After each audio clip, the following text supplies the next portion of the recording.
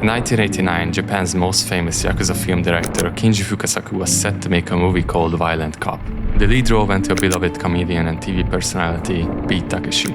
But as one of Japan's most sought-after TV celebrities, he couldn't adjust his schedule to the director's demands. So Fukasaku left the project. Instead of dropping the film or looking for a new director, they made a bold decision and gave Beat Takeshi the director's chair. And just like that, Takeshi Kitano, the filmmaker, was born.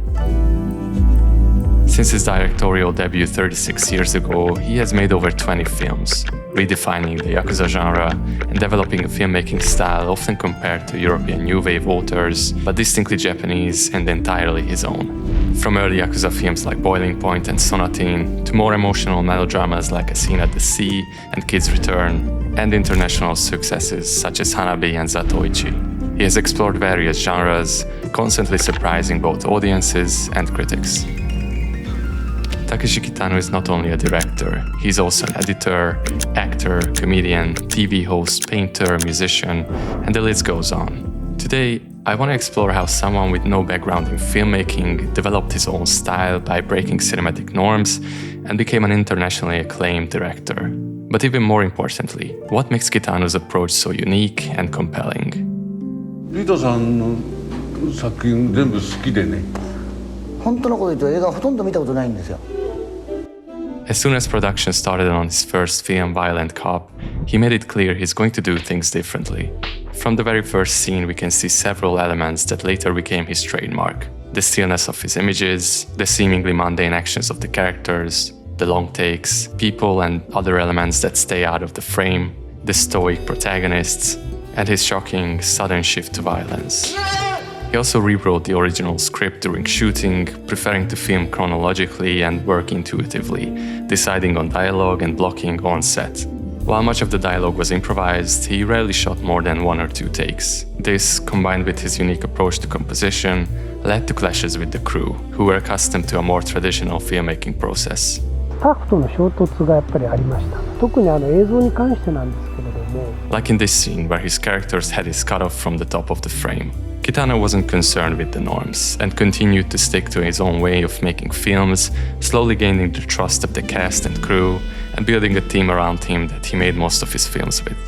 From his third film onward, he also collaborated with the legendary composer Joe Hisaishi, best known for his work in Hayao Miyazaki's films. It was also with A Scene at the Sea that Kitano truly discovered his approach to filmmaking. From that point, he also took full control of writing and editing his own work. As an editor myself, I always pay close attention to every cut. And with Takeshi Kitano, it's one of the key elements that define his film's uniqueness. There is a playfulness to everything he does, and editing is no different. This is partly due to his comedy roots, but also his childhood, where he was a misbehaving kid. As Kitano himself said, "The basis of my stance is to not become an adult. I'm trying to live with the same sensibility I had when I did bad things in lower and middle school." This is one of the cores of his being, always staying unpredictable, subverting norms and expectations. There's a general rule in storytelling: show, don't tell. But for Takeshi Kitano, the rule seems to be don't show and definitely don't tell. He often uses ellipsis, omitting key moments or events between shots and scenes, letting the audience fill in the gaps. Let's take a look at this scene, for example.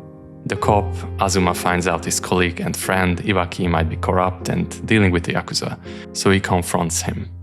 But while the original script had a larger focus on the relationship of these two, Kitano decides to leave out their whole dialogue in the restaurant. We see them from outside in a long shot, without any sound, only hearing the city ambience. After this scene, Iwaki disappears, and the audience is left guessing. Did Azuma kill him? Did Iwaki flee? Did the Yakuza get to him? By using ellipsis, Kitano de-dramatizes the narrative, moving it away from mainstream storytelling. Kitano often criticized Japanese film and TV for being overly sentimental and on the nose, so his approach was to remove as much as he can. Dialogue, emotion, exposition, even establishing shots are rare, especially in his early work. Ellipses are not only used to leave out details for the audience. Sometimes the characters are also blind to what's outside of the frame. Here, the viewers and character both expect the waitress to walk up to his table. But when he tries to ask her out, 今日何時に終わるんですか?店は11時までです。 The cut reveals she went to another one. For Takeshi Kitano, this kind of editing serves his affinity for violence and comedy. Yamane Sadao argues, this is not the representation of violence, it is the violence of representation itself. His editing is crude and harsh, sometimes inserting shots from future scenes that feel like visions or dreams. In Boiling Point, Kitano's character, Uehara, wanders off in the back of a car. Suddenly, we see glimpses of events we can't yet comprehend. Only a few frames, just enough to sense their violent, unexpected, or sexual nature. It almost feels like a mistake, making us wonder whether it was a vision or a glimpse into the cruel mind of a criminal. Only later, as the film unfolds, do we recognize these moments for what they are. Other times, the gaps remove the violence itself, only showing the aftermath of it. Characters are arguing, we see a parallel scene with the boy waiting alone, and when he cuts back, both parties are bleeding. But we never see the fight itself. Or this one from his first film. After catching a criminal, we see one of the detectives guarding the door of a locker room. We only get a short shot of the criminal, but then for most of the scene we watch the cop outside nervously looking at their colleagues walking by. Only a few supporting sound effects and our prior knowledge of the detective's violent temper make it clear what's happening inside. Even when we get a peek, it's not of the punches itself, only the two characters covered in blood. But my favorite is this scene from Hana-bi. There is a clear setup to the impending violence, but he shows the stoic reaction of the third character, who is not involved. Only sound signals what's happening, then the knife being dropped, and finally there are shadows as his opponent drops to the ground. One of the most easily recognizable quirks of his is this deadpan frontal shot. Kitano often uses frontal or near-subjective compositions, placing the character directly facing the camera, as if confronting the audience or an invisible observer. The result is a kind of emotional paradox, where the shot feels intimate and detached at the same time. Often these are used as reaction shots, but come before we know what the characters on screen react to. In Boiling Point, the way Uehara gets introduced is very unusual. For context, until this point we followed different characters, playing baseball, riding motorcycles, and going to Okinawa. Then, Kitano shows us this without any context. A long shot of a room full of Yakuza members looking straight at the camera. He holds this for a while, even cutting to a 3-shot where the Yakuza threatens someone outside of the frame and the audience still doesn't know what's happening. Only when the reaction comes do we see Kitano himself for the first time, raising a bottle. With these frontal shots, he makes use of the Kuleshov effect, where the interaction between two shots creates the meaning. So when we know a couple had an argument and the boy is trying to speak to the girl at her house, we understand that this shot shows the girl being lonely and upset. But Kitano subverts it when we see her point of view. Is the boy trying to get her attention? So a look of sadness becomes a look of confusion and focus. And here, by inserting a shot of the mess they made on the hood of his car, an emotionless look becomes a look of frustration. Then he takes his hand out of his pocket, a sound effect reminiscent of a punch, but the next shot is the window being cleaned by a mechanic with a bloody nose. With this, he transitions seamlessly to the aftermath, using sound to show the missing action, while also keeping it diegetic with the towel hitting the window. As a comedian, Kitano's use of elliptical storytelling mirrors the way he constructs a joke, setting up expectations, leaving gaps, and delivering impact when the audience least expects it. There are countless of examples of these ellipses, mixing comedy with violence. The setup is two Yakuza picking flowers. The gap, we don't know why and who are they visiting with the bouquet of flowers. The punchline is when the gun accidentally goes off, revealing the purpose of the sequence, to sneak the gun in. But the comical situation is not resolved yet. The real punchline is the shift into violence. やっぱり笑いと暴力って結構紙一重なところがあると思うんですよ。 Here, a young boy gets a new motorbike, and to look cool, he says he doesn't need a helmet. Kitano immediately cuts to the aftermath. It's simple, crude, but an effective way to create comic moments with editing. Shot, reverse shot, and aftermath. Setup, reaction, punchline. Then a second reaction sometime later. Aftermath. He disregards the usual sense of time. jumping ahead and suddenly placing new characters into the frame or removing them between shots. Sometimes he fills in the gaps in time with contrasting moments of calm where we expect the story to move on. In these two examples, the characters are traveling, something unexpected happens, it seems to be resolved so the characters continue on, but then we cut back to the earlier event. An unusual move since it's now disconnected from our protagonists who have physically moved on. There's a gap in time filled with serenity. Then the aftermath of the violence we never saw. We see this idiosyncratic structure throughout his filmography, not just within scenes, but also in his endings, which are often just as surprising, unexpected, and shocking. The resolution the audience hopes for rarely comes. Instead, Kitano subverts expectations, delivering a final punchline, this time to the gut. A bleak outlook, an abrupt death, or a reminder of the inescapable cycle of suffering.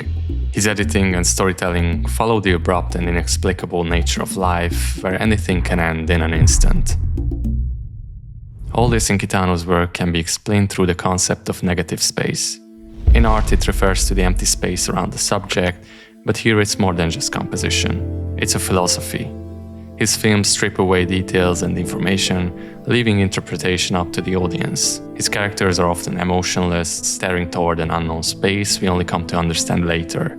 We don't know much about their backgrounds or their feelings, so how we see these empty masks often depends on our own experiences. Part of this comes from how Japanese audiences saw him, as Beat Takeshi the comedian.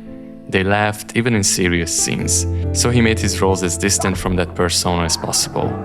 His frames frequently lack a clear subject, or the characters simply walk out of the frame, while the camera lingers on the emptiness.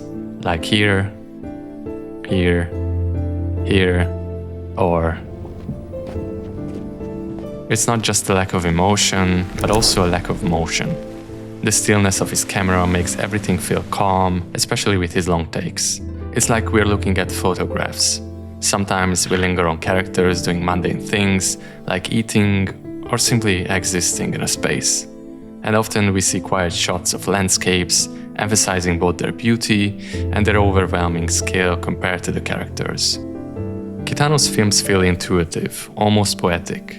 By removing excess and creating de-dramatized characters and narrative with little to no explanation to their psychology, background, or motivations, he strips scenes down to their simplest elements, using silence, stillness, and natural compositions to evoke emotion rather than explain it. There are many contrasting elements in his work. His films can go from beautiful, mundane, silent and serene moments to the brutal, chaotic and loud. Comedy, violence and melodrama are all mixed together, sometimes within one scene. This is even visible within his filmography, which has profound love stories, intense crime films, and surreal comedies. The endless, modern urban landscapes with their neon-lit bars and luxurious cars are contrasted with scenes of nature, where the childlike and raw humanity of people resurface. The beach and the sea is present in almost all of his films. It almost has a spiritual presence. A border both literally, since Okinawa, where most of these scenes take place, is at the southernmost point of Japan, but also metaphorically. Here the characters leave the burdens of their lives behind, before returning to the inevitability of everyday suffering or facing death. Think of Sonatine, where the Yakuza members play kids' games for days, but even this is contrasted with Kitano's character, Murakawa, shooting his gun instead of fireworks, or trying to hit a boomerang with his pistol. A misbehaving child again, blurring the line between playful and dangerous. Kitano's stories are balancing acts between opposites. As Eiron Jirao argues, we can see him playing two sides of a pair against each other, starting with Beat Takeshi and Kitano Takeshi, but continuing with comedy and violence, life and death, convention and subversion, seeing and being seen, words and silence, motion and stillness, masculine and feminine, visibility and invisibility. His policemen are as corrupt as they are righteous, his Yakuza violent but human. For example, in Hana-bi, the protagonist, a former cop, robs a bank, but he does it in order to take his terminally ill wife on a last road trip. Through his films, Takeshi Kitano shows both the flaws and goodness in humanity. This duality is heavily present in his personal life. Beat Takeshi, the comedian who is loved by Japan, and Takeshi Kitano, the filmmaker who is not taken seriously by his home country. This perception only changed when Hana-bi won the Golden Lion for Best Film at the Venice Film Festival in 1997, repeating something that was only achieved in Japan by films like Akira Kurosawa's Rashomon in 1951. His struggle with his identity and his constant mischievous attitude towards filmmaking created a varied filmography, where he created things he used to criticize or try to appeal to foreign audiences, and sometimes even outright made fun of both viewers and critics alike. In a way, Kitano created his own kind of cinema. Overlooked by his own country, criticized for his so-called amateurish style, and persevering through a life-threatening motorbike accident, he pushed on and proved that he belongs among the great authors of cinema. The biggest strength of his style was his outsider's perspective. He entered the world of directing without knowing the right way to stage action or structure a scene. And that ignorance became freedom. Even though he lost some of that spirit in his later work by following more conventional formulas, he still remains one of the most unique filmmakers of the last 40 years. An artist who sees humor in the human condition, where suffering and laughter go hand in hand. Perhaps a childlike view of the world, but one we should all try to remember.